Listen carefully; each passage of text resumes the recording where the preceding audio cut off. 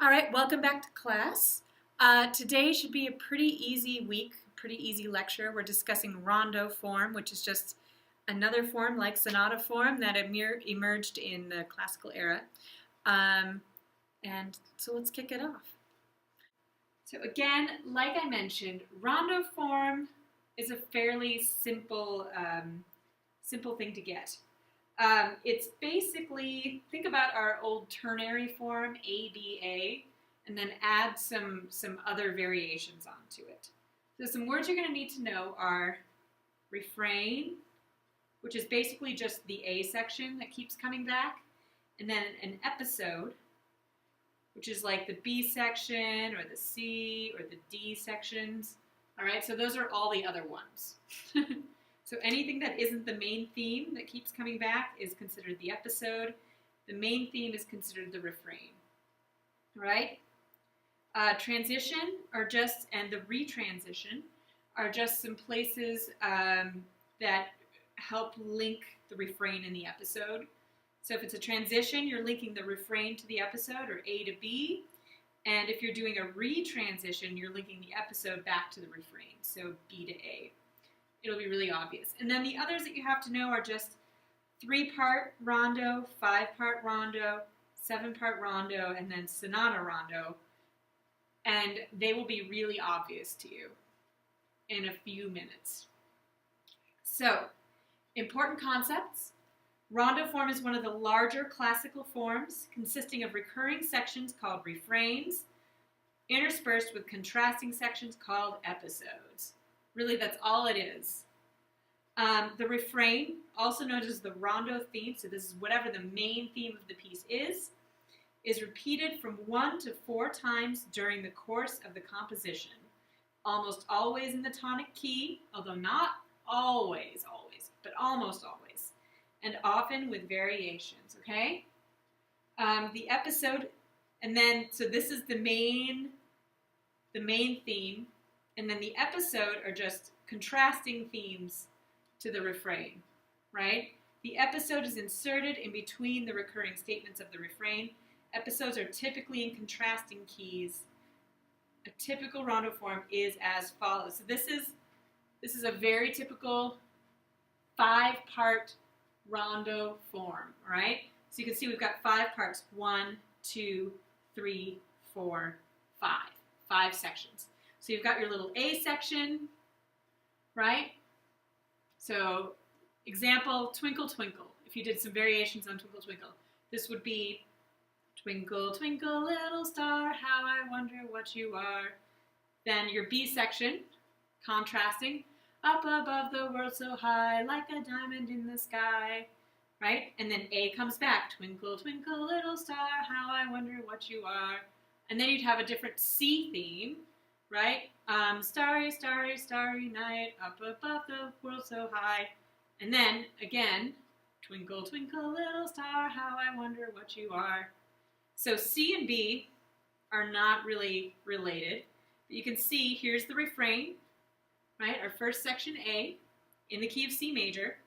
Then our contrasting section comes in the dominant, right? So that's our episode 1. Then we get our refrain, comes back in C major, same old key. Then episode 2 shows up. This is our section C, right? And this shows up in the relative minor instead of the major. And then, of course, the refrain comes back in C major. So this is like probably the most simple rondo form that you can follow. Now, that said, occasionally, in between these two, the refrain and the episode, we get what's called a transition, all right? So this is basically just some music to help us set us up for episode 1. It helps us get into G major, modulate, all that stuff, all right? You've run into this before.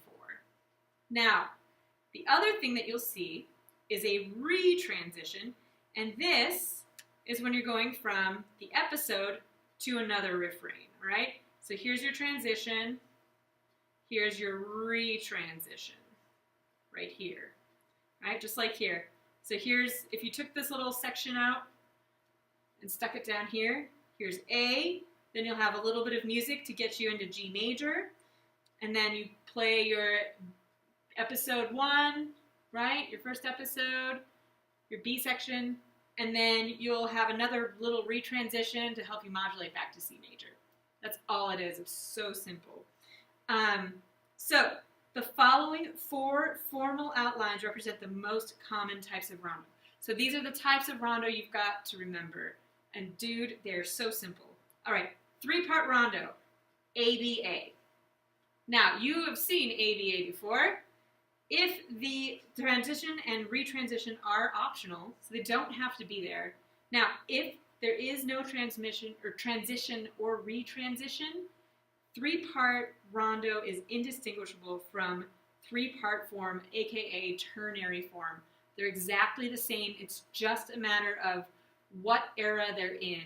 So if it's a piece by someone like Haydn or Mozart or Beethoven from the classical era, we call it 3-part rondo. If it's a piece by Bach or Handel or Scarlatti or something earlier from the Baroque era, pre-classical, then we call it ternary form. That's really the only difference, right? So in this case, when we call it 3-part rondo, it's going to refer to people like Beethoven, Haydn, and anyone after that, right? So that's 3-part rondo. You can imagine 3 parts, 1, 2, 3. Bam. Easy peasy. Now, 5-part rondo, all you're doing is you're doing your ternary form, right? Your 3-part rondo, and then you slap on another episode. So you get a second episode, and then you add, and then you follow it up with the refrain again, right? That's all it is. Transitions, retransitions, totally optional. We're going to look at this Mozart sonata in just a couple minutes. So yeah, it's just a Bacca, A, B, A, C, A. So C is going to be totally different from B. There'll be probably different keys. Simple. 7-part rondo is commonly referred to as abacaba. You can see technically it's a palindrome. So this one is a little bit different in that it's not introducing any new material. So just remember abacaba.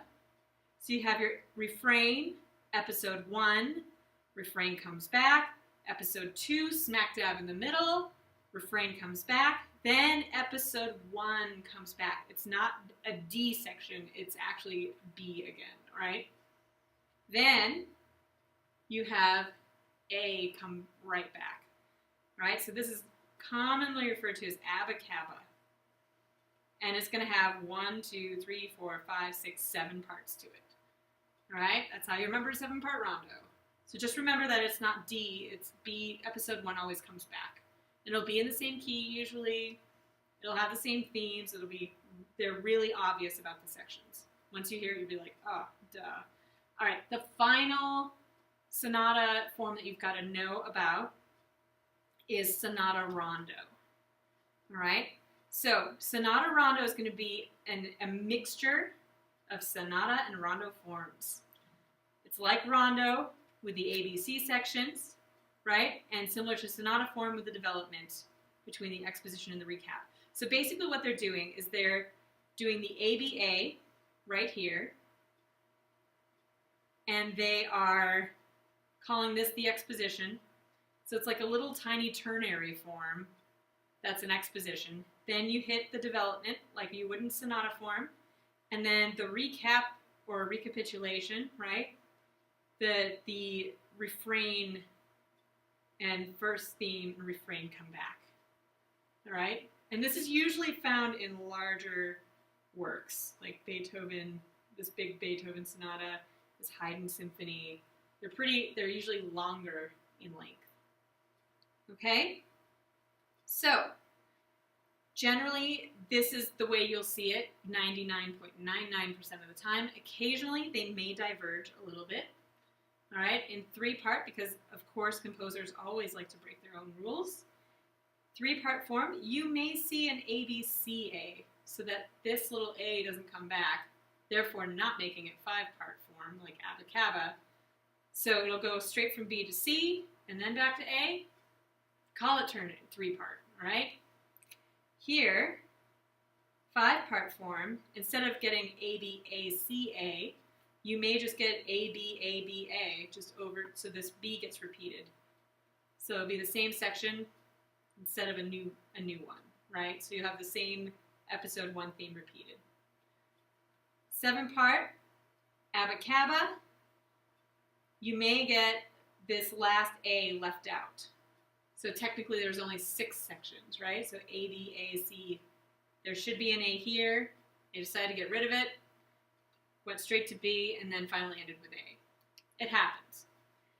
Same with Sonata Rondo. It's a very similar deal. So you have ABA, development, ADA. Occasionally they'll leave out that third A. So you have ABA, development, go straight to episode 1, and then end it. I wouldn't worry too much about that. You're not going to have to deal with that in your homework. So, yeah. And you don't have to analyze rondo forms constantly. So don't worry. Just know when rondo form shows up, that theme keeps coming back. It's like theme, and then they add a little thing, right? Another melody, and then that original theme comes back. Add another melody, original theme comes back, which is slightly different than theme and variations, which we will also talk about. So theme and variations means it's the same exact theme, and then it just changes as you go. So that is occasionally confused with rondo form, it's theme and variation. But know that the B section, the new section that happens after the refrain, is completely different and new material. All right? It's not a variation, usually, on the A theme. And more importantly, the next theme that comes back, when the refrain comes back, you see it almost exactly as it was presented originally, right? Whereas in theme and variation, these are all going to be slightly different. It's going to be A, then a variation on A, you call it like A prime, and then a variation on A prime, which you call like A double prime, right? So anyway, that's the difference between theme and variations and rondo. We're dealing with rondo, so don't let that confuse you. A little bit of history. Rondo emerges profusely during the classical era. You see kind of a little bit of a rondeau as a dance form in the Baroque era. It occasionally shows up, particularly with like the Bach dance suites and stuff.